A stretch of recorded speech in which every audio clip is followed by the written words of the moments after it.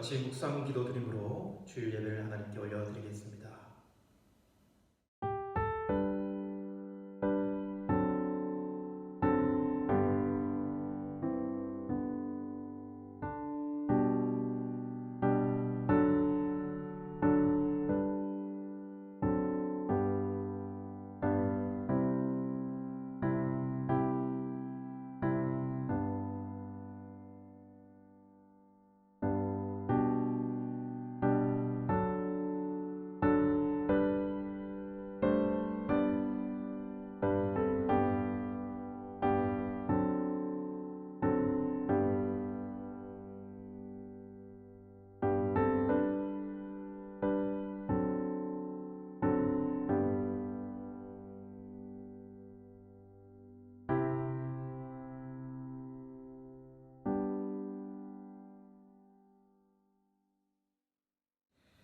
예수께서 이르시되 나는 생명의 떡이니 내게 오는 자는 결코 줄이지 아니할 터이요 나를 믿는 자는 영원히 목마르지 아니하리라.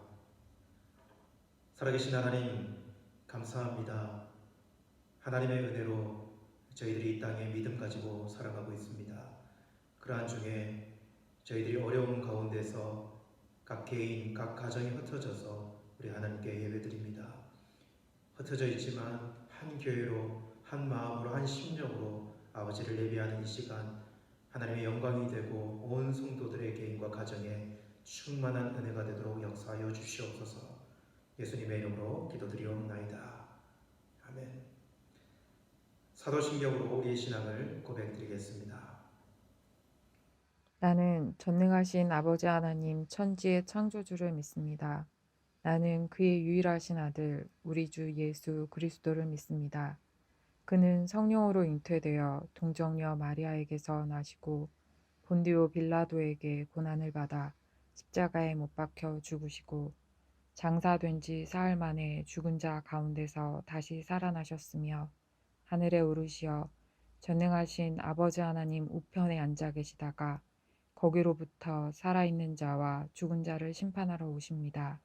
나는 성령을 믿으며 거룩한 공교회와 성도의 교제와 죄를 용서받는 것과 몸의 부활과 영생을 믿습니다. 아멘. 찬송가 568장 하나님은 나의 목자시니 찬송드리겠습니다.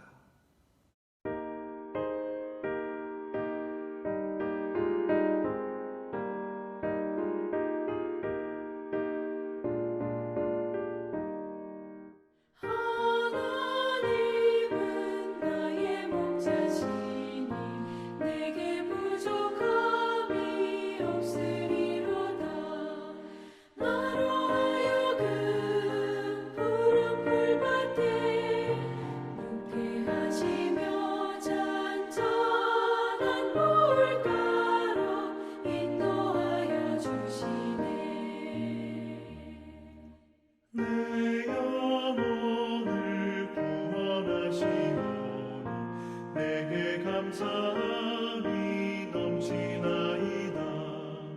나로 하여금 모든 고난을 참게 하시며 하늘의 평안을 입게 하여 주시네.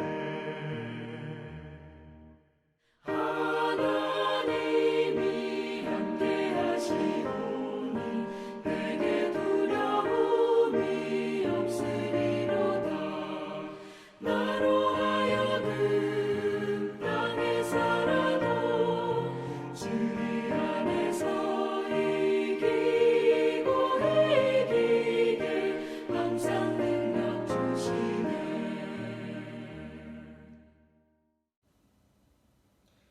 다 같이 우리 합심 기도 하나님께 올려드리겠습니다. 교회의 공동 기도 제목을 가지고 우리 하나님께 다 같이 기도드리겠습니다.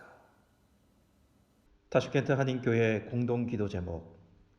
재난의 시기에 주관자 되신 하나님을 철저히 신뢰하여 개인, 가정, 교회 공동체가 무분별한 공포와 두려움에서 넘어지지 않고 바로 설 수 있도록 코로나19 확진자와 가족들을 긍휼히 여겨주시고 치료 백신이 속히 개발되어 생명의 지장 없이 완치되어 하나님의 치유와 회복함을 경험하도록 급속도로 번지고 있는 코로나19로 인한 차별, 혐오, 배제 등으로 그리스도의 몸된 공동체인 교회와 한국 사회가 분열되지 않도록 우리 조국이 처한 비상사태에 수고하는 의료기관, 방역기관, 지자체 실무자들이 주어진 일들을 잘 감당할 수 있도록 건강을 지켜주시고 협력하여 긴급 상황에 잘 대처할 수 있도록 비록 공식적인 확진자가 없지만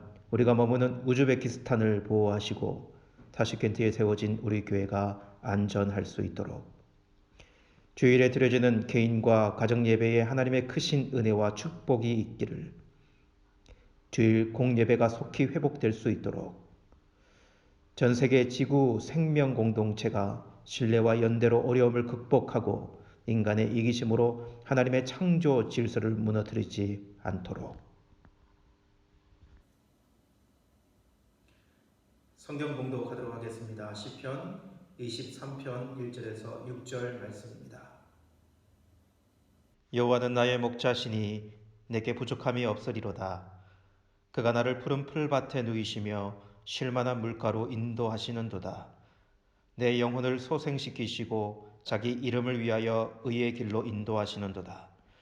내가 사망의 음침한 골짜기로 다닐지라도 해를 두려워하지 않을 것은 주께서 나와 함께 하심이라. 주의 지팡이와 막대기가 나를 안위하시나이다. 주께서 내 원수의 목전에서 내게 상을 차려주시고 기름을 내 머리에 부으셨으니 내 잔이 넘치나이다. 내 평생의 선하심과 인자하심이 반드시 나를 따르리니 내가 여호와의 집에 영원히 살리로다. 하나님 아버지, 이 시간에 저희들이 말씀 앞에 모였습니다. 하나님, 이 말씀이 온 심령 가운데 은혜가 되는 말씀이 되게 도와주십시오. 특별히 고통 가운데 있는 우리의 심령과 마음속에 하나님의 큰 힘과 위로가 되는 말씀이 되도록 인도하여 주시옵소서.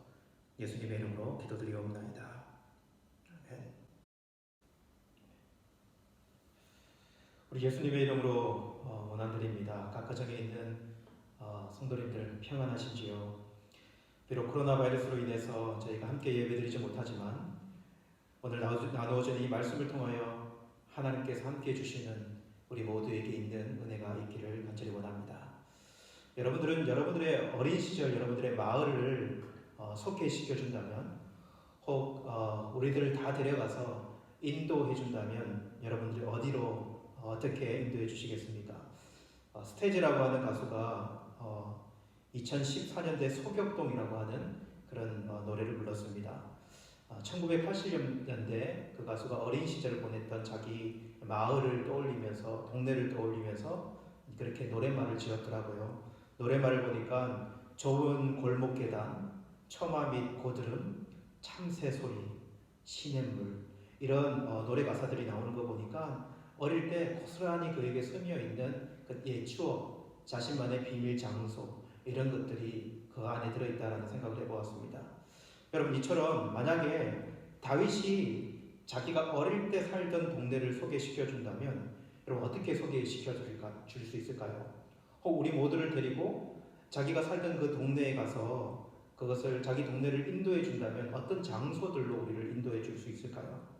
자신이 많이 관심을 두었고 그리고 자신이 활동했던 그 동네, 베들레헴이었던 그 작은 동네 골짜기들로 우리를 인도해 줄 것입니다.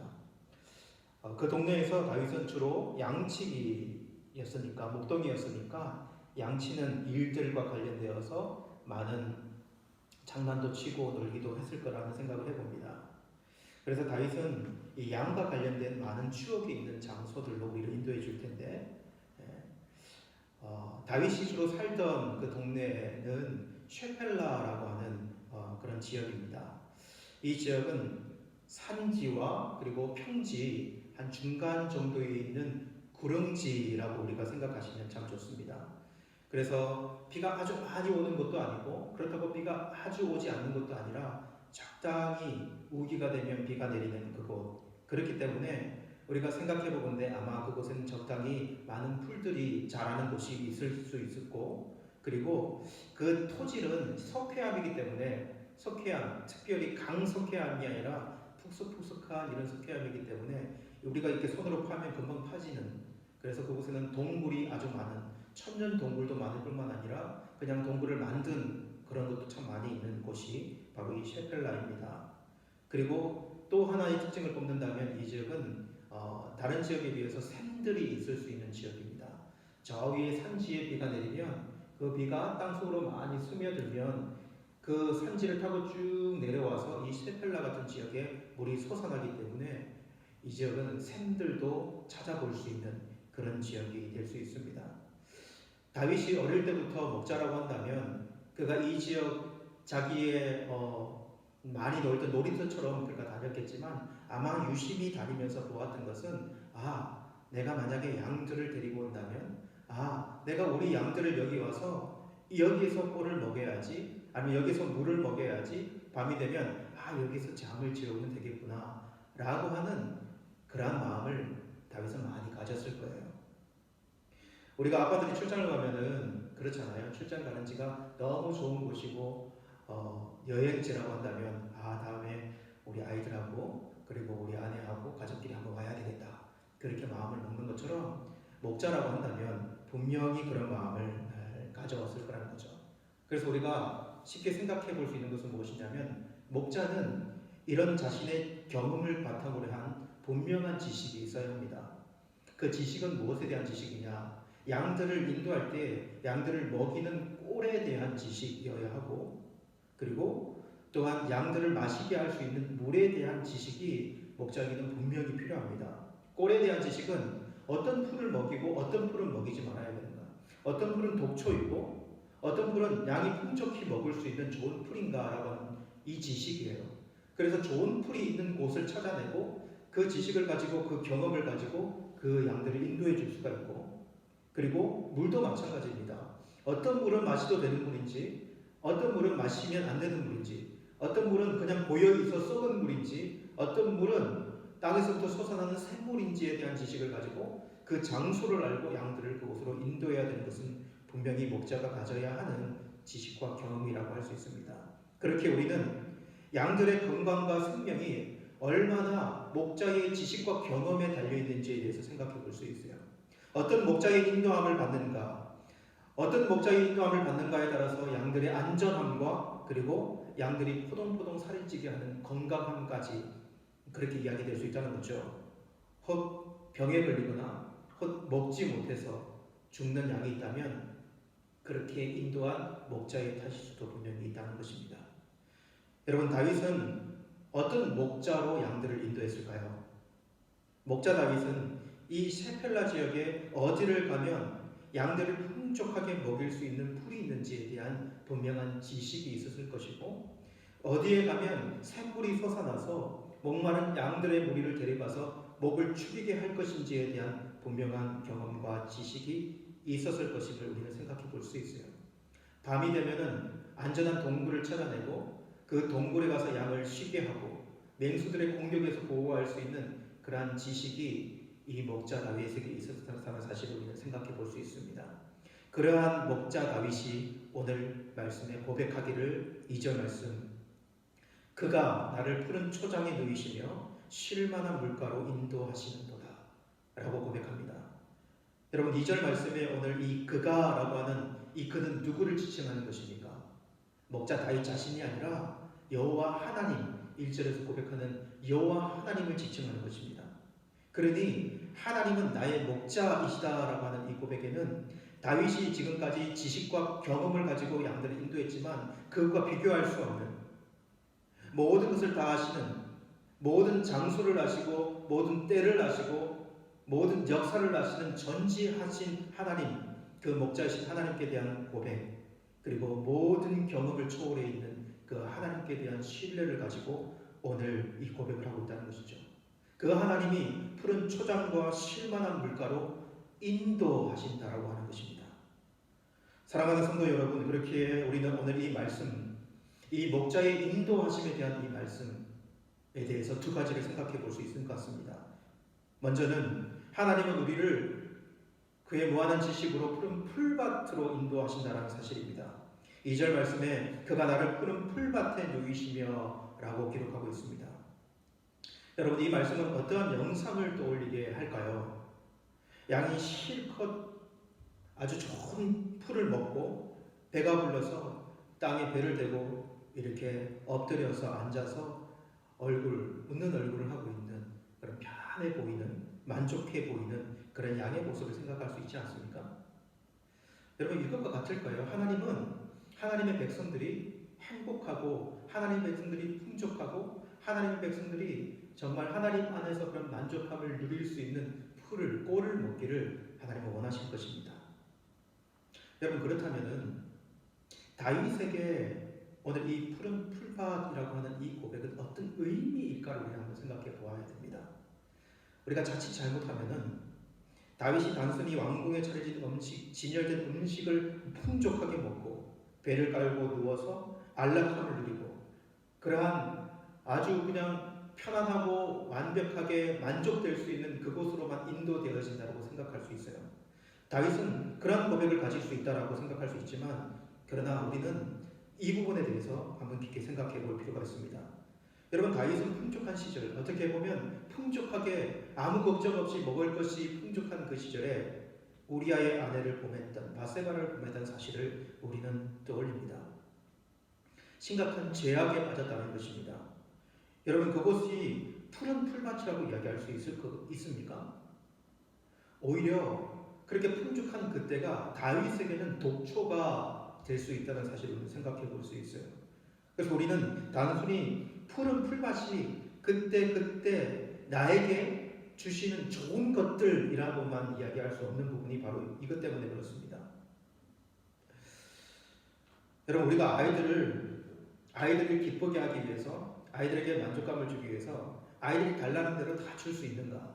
매일매일 시간마다 사탕 달라고 하면 사탕 주고, 아이스크림 사달라고 하면 아이스크림 사주고, 매번 몸에 좋지 않은 그런 음식들, 불량식품들 사달라고 하면 당장 먹고 싶다고 해서 그것을 사주어서 만족해 할 수 있는가? 여러분, 그것이 아이를 푸른 초장으로 인도하는 길입니까? 싫어하는 야채들도 아이들이 먹여야 하고, 그들이 쓰다고 이야기하는 홍삼 같은 것도 그 아이를 위해서 먹여야 하는 때가 있지 않습니까? 아이가 좋아한다고 게임을 시키고 핸드폰만 사줄 수 없는 것이 바로 그런 이유 때문입니다. 여러분, 그것이 그 아이에게 당장은 푸른 초장이야 라고 이야기할 수 있지만, 그러나 인생을 조망할 수 있는 부모라고 한다면, 그런 그들을 지식과 경험으로 인도할 수 있는 부모라고 한다면, 그것이 그 아이의 푸른 초장이라고 이야기할 수 없을 수도 있다는 것이죠. 여러분, 하나님은 다윗의 전 생애를 아시는 것입니다. 그래서 다윗이 먹어야 할 꼴이 무엇인지를 분명히 아시는 분이 하나님이시고, 하나님은 그 다윗에게 필요한 꼴이 있는 곳으로 인도하시고 그를 눕게 하신다는 사실입니다. 여러분, 다윗은 많은 시간 생명의 위협을 받을 때가 있었습니다. 사무엘상 23장 14절 말씀에 보면 다윗이 광야의 요새에도 있었고 또 십광야 산골에도 머물렀으므로 사울이 매일 찾되 하나님이 그를 그의 손에 넘기지 아니하시니라. 여러분, 사울이 매일 다윗을 찾아서 죽이려고 했던, 다윗은 도망자의 신세가 될 수밖에 없었던 그런 상황. 그러나 하나님은 다윗을 사울의 손에 붙이지 않고 다윗을 인도하고 계신다라고 하는 말씀을 생각해 볼 수 있어요. 여러분, 어떻게 다윗을 인도했는가? 이 어려운 상황 속에서 여러분, 다윗의 전 생애를 조망해 보면 결국 이 기간은 다윗을 훈련시키시고 그에게 진정한 푸른 풀밭이 무엇이고, 그리고 하나님이 왕으로 세우실 때 어떤 왕으로 만들어 세우시는가라고 하는 그 자리로 인도했다는 사실을 우리는 생각해 볼 수 있어요. 우리는 그것을 다윗의 시편 19편 말씀에서 충분히 그 풀밭이 궁극적으로 어디인지를 느낄 수 있습니다. 시편 19편 7절에서 10절 말씀을 제가 읽어드리겠습니다. 여호와의 율법은 완전하여 영혼을 소생시키며 여호와의 증거는 확실하여 웃는 자를 지혜롭게 하며 여호와의 교훈은 정직하여 마음을 기쁘게 하고 여호와의 계명은 순결하여 눈을 밝게 하시도다. 여호와를 경외하는 도는 정결하여 영혼까지 이르고 여호와의 법도 진실하여 다 의로우니 금 곧 많은 순금보다 더 선호할 것이며 꿀과 송이 꿀보다 더 달도다. 이런 다윗은 이렇게 고백하고 있습니다. 다윗의 이 고백 안에 여러분 무엇이 들어 있습니까? 영혼을 소성케 하는 것, 우둔한 자를 지혜롭게 하는 것, 자신의 마음을 기쁘게 하는 것, 눈에 밝게 하는 것, 그것은 여호와의 율법이요, 여호와의 증거요, 그리고 여호와의 교훈이요, 여호와의 계명이요, 여호와의 경외하는 도요.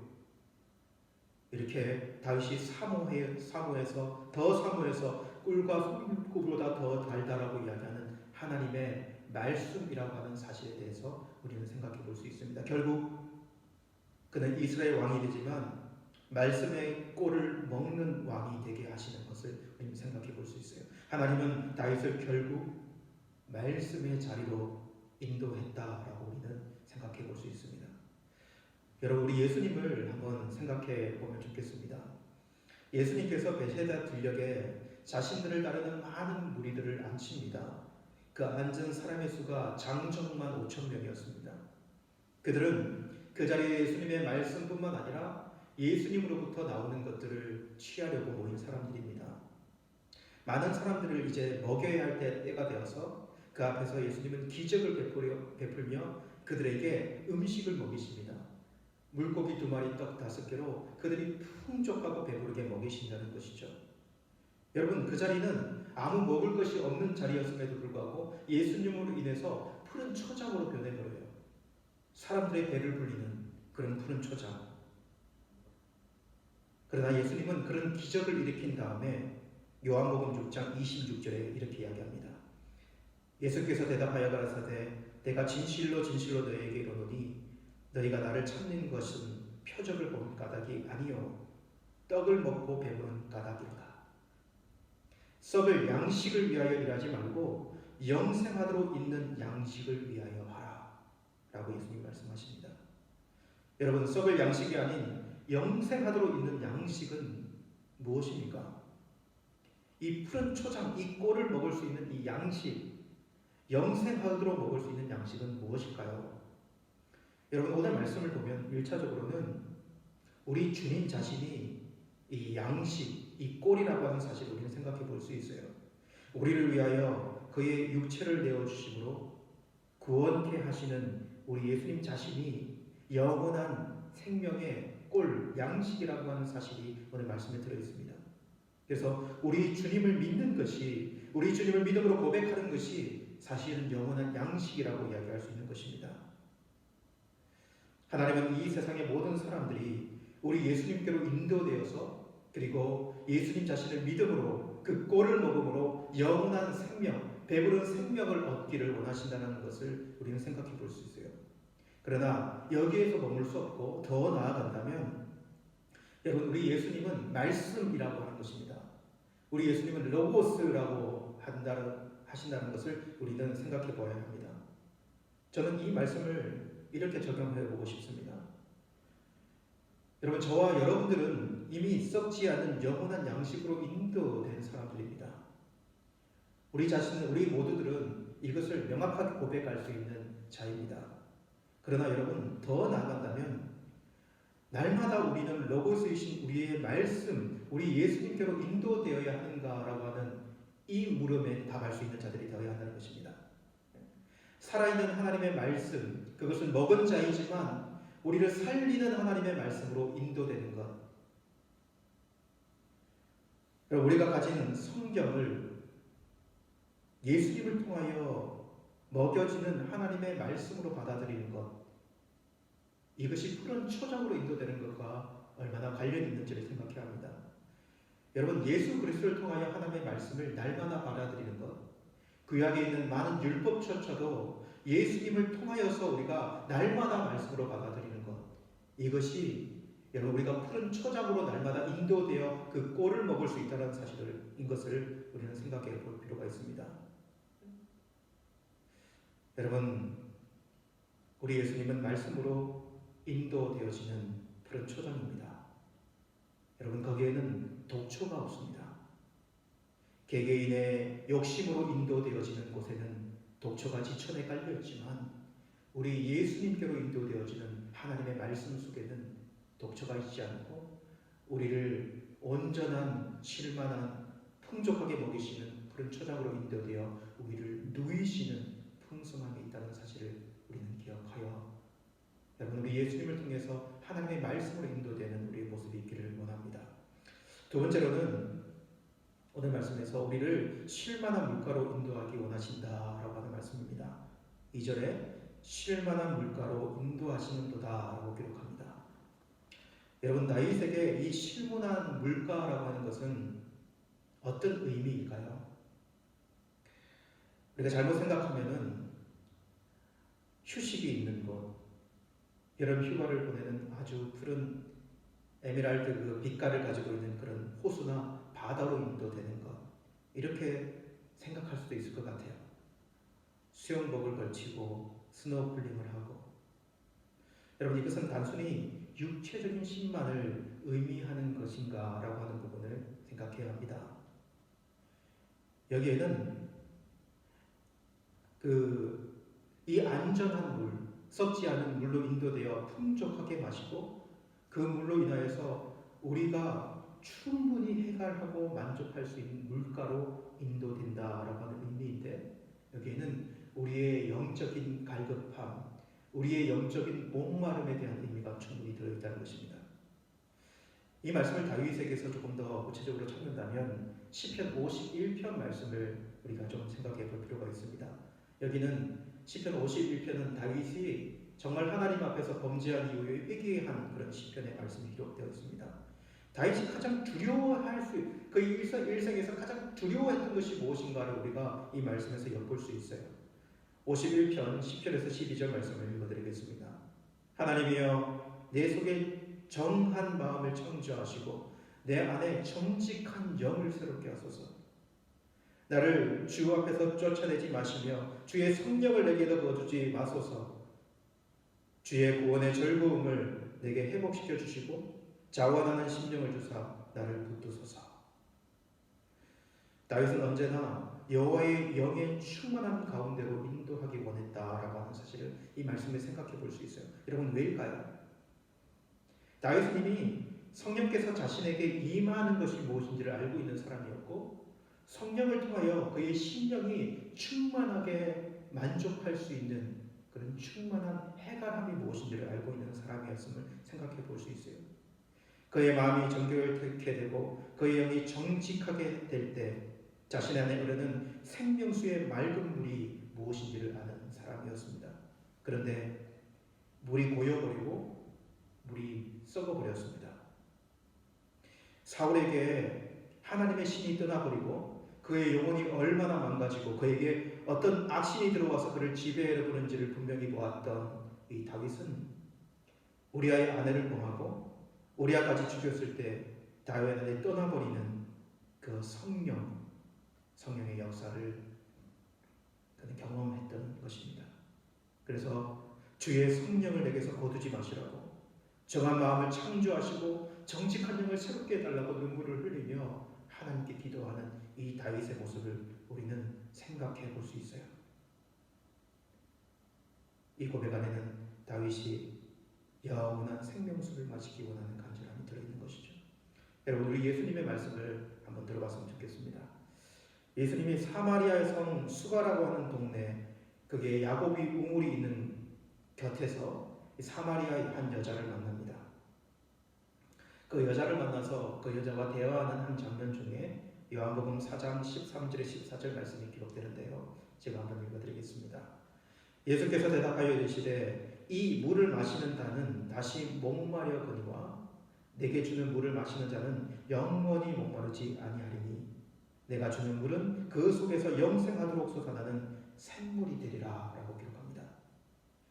여러분, 이 말씀은 마시는 우물 옆에서 물 이야기를 하고 있는 것이거든요.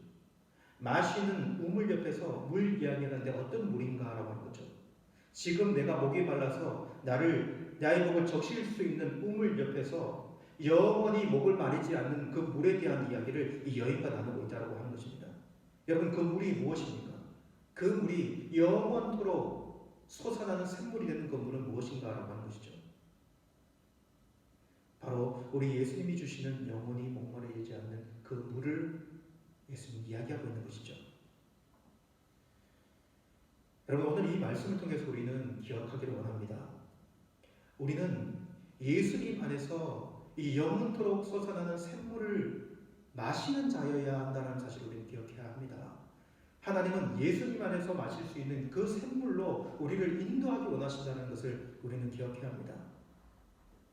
여러분, 이 세상의 모든 사람들의 영혼의 해갈은 우리 예수님을 만나고 우리 예수님 안을 예수님을 통해서 우리에게 부어주시는 영원한 생명수의 물을 마시는 그 길밖에 없다는 사실을 우리는 고백할 수 있어야 합니다. 그러나 그 물은 무엇입니까? 우리 예수 그리스도를 통하여 우리에게 부어주시는 성령, 우리를 충만하게 하시는 그 성령이 우리 가운데 부어져야지만이 우리가 영적인 영원한 해결을 할 수 있는 자임을 오늘 말씀을 통해 생각할 수 있는 것이죠.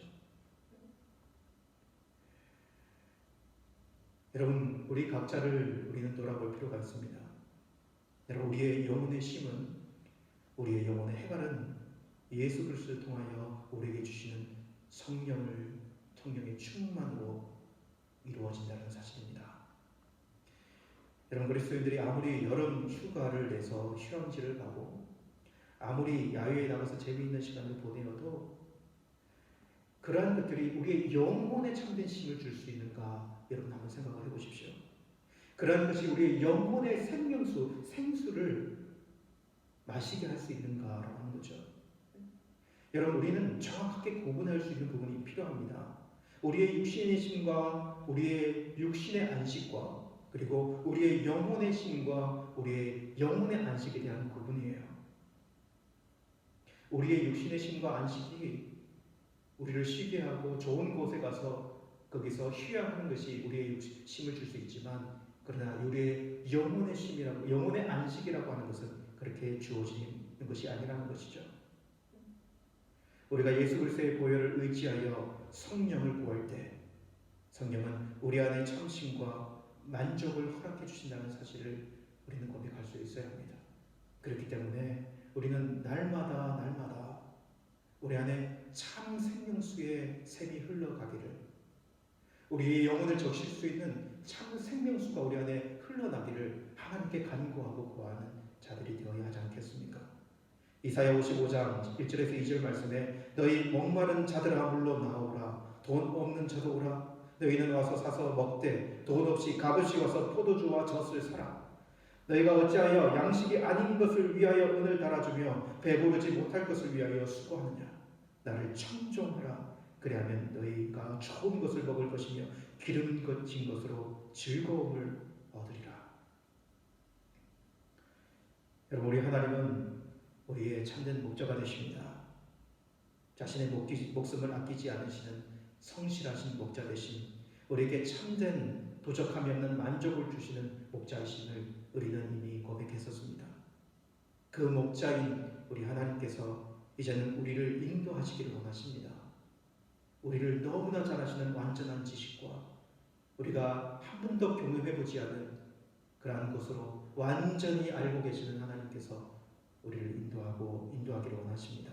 오늘 말씀은 하나님께서 말씀의 자리와 생수의 강이 흘러가는 그 생명수의 강이 있는 그러한 시내로 우리를 인도하기 원하신다는 사실을 생각해 보았습니다. 여러분, 말씀의 자리를 떠나지 않고 말씀을 붙드는 자들이 되었으면 좋겠습니다. 그리고 날마다 깨어 성령을 구하고 성령께서 내 안에 이 고인물을 흘려보내고 날마다 살아있는 물로 적셔 주시기를, 날마다 우리의 영이 깨어있기를, 날마다 우리의 영혼이 즐거움을 얻도록 성령의 충만함을 간구하는 저와 여러분들이 되기를 간절히 원합니다. 기도하시겠습니다. 하나님 아버지, 오늘 이 말씀 목자의 인도하심에 대해서 생각해 보았습니다.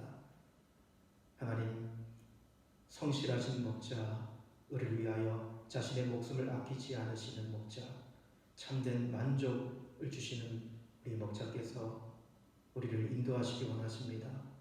오늘 이 하나님 영원한 꼴을 먹을 수 있는 그러한 곳으로, 영원한 생명수를 마실 수 있는 곳으로 우리 하나님은 인도하시기 원하신다는 사실을 우리 모두가 기억하여 매일매일 그 자리에서 우리 하나님을 바라보고 감사하고 즐거워할 수 있는 우리 심령들이 되도록 도와주옵소서.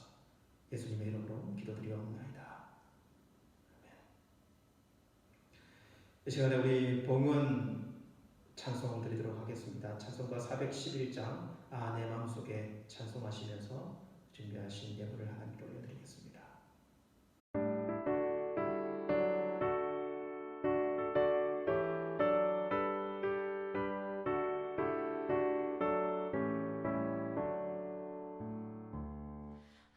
내 맘속에 잠든 평화 있네 주 예수가 주신 평화 시험 닥쳐와도 흔들리지 않아 아귀하다 이 평안아 주가 항상 계셔 내 맘속에 주가 항상 계셔 기쁘다 주 나의 맘에 계셔 위로하시네 어찌 내가 주를 떠나 살까 이 귀한 평화 내가 받고 보니 내 슬픔이 사라지고 맘에 기쁨 넘쳐 주를 찬양하네 평화의 임금 예수 주가 항상 계셔 내 맘속에 주가 항상 계셔 기쁘다 주 나의 맘에 계셔 위로하시네 어찌 내가 주를 떠나 살까 주 날개 아래 내가 사는 동안 이 보배를 빛내리라 기쁜 그날이 와 주를 만나 뵐때 그 평화 영원하리 주가 항상 항상 계셔 내 맘속에 주가 항상 항상 계셔 기쁘다 주 나의 맘에 계셔 위로하시네 어찌 내가 주를 떠나 살까 이 시간 우리 봉헌 기도와 축도로 예배를 마치도록 하겠습니다. 하나님 아버지, 주님께 우리 각 가정에서 개인적으로 나와서 예배드렸습니다. 하나님께 예배드리면서 우리가 정성스럽게 준비한 예물도 하나님께 올려드립니다. 주님께서 우리 예물들이 모든 심령과 마음속에 또한 그의 삶 가운데 날마다 풍족하신 은혜, 축복으로 채워주시기만을 간절히 원합니다. 하나님, 그의 꼴이 모자라지 않도록, 그의 심령이 메마르지 않도록, 그의 가정의 곳간이 하나님 아버지에 부족하지 않도록 하나님 날마다 풍족한 것으로 채워주시는 은혜가 오늘 예배하는 모든 심령과 가정 가운데 있도록 도우시고 함께하여 주옵소서. 지금은 우리 주 예수 그리스도의 은혜와 하나님 아버지의 크신 사랑하심과 성령 하나님의 교통하심이 우리의 영원한 목자 되신 우리 하나님의 인도하심을 받아 푸른 초장과 실만한 물가로 인도되어지는 원하는 모든 하나님의 자녀들 가운데 지금부터 영원토록 함께 있을지어다.